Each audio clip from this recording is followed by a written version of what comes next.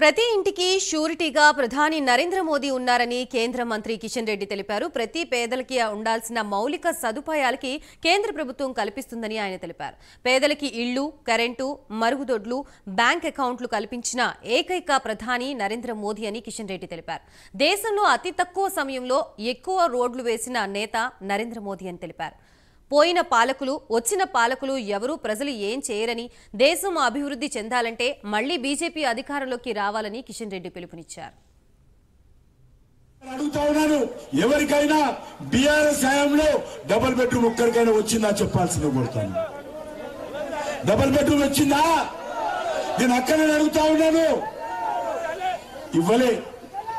వాళ్ళు ఇవ్వరు, పోయినా ఇవ్వలేదు, వచ్చిన ఆయన కూడా ఇవ్వడు. రాసిస్తా నేను. వాళ్ళు దొరికింది మింగడమే సరిపోయింది.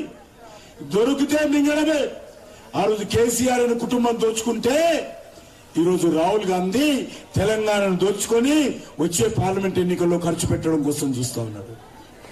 తెలంగాణ ప్రజలు కాంగ్రెస్ కు ఓటేసిన పాపాన ఈరోజు తెలంగాణ సంపదను దోచి ఢిల్లీలో కాంగ్రెస్ పార్టీ ఎన్నికల ప్రచారం కోసం పంపిస్తా ఉన్నటువంటి పరిస్థితి, సూట్ కేసులు పంపిస్తా ఉన్నటువంటి పరిస్థితి, రాహుల్ గాంధీ ట్యాక్స్ తెలంగాణ ప్రజల మీద వేస్తున్నటువంటి పరిస్థితి.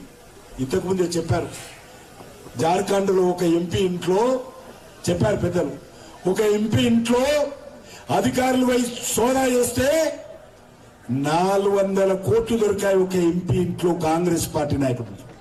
ఎక్కడ డబ్బు? పేద ప్రజల డబ్బు దోచుకున్నాడు కాంగ్రెస్ నాయకుడు. ఇక్కడ అడుగుతా ఉన్నాను, ఎవరికైనా బీఆర్ఎస్ హయాంలో